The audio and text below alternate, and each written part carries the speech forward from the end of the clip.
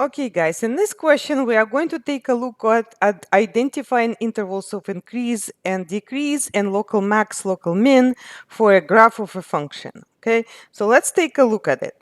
Okay, so this graph, you need to determine does it have what's called the turning point, where you're going from decrease to increase. And pretty clear that this point is going to be right here.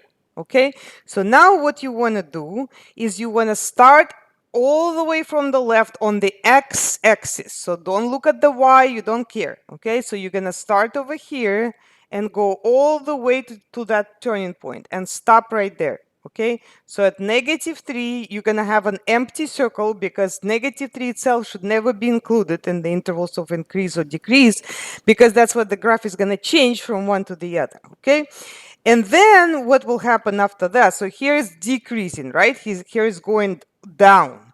So if you were to walk from left to right, it's going down.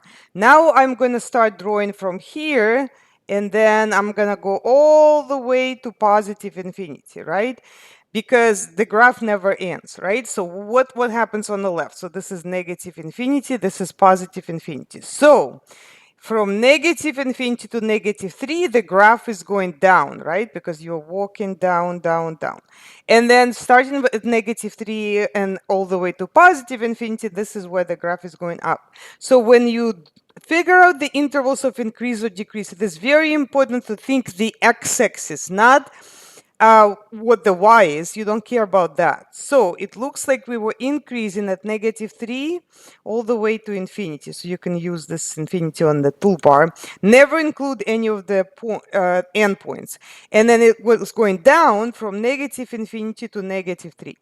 Now, next we need to identify where is that maximum and minimum.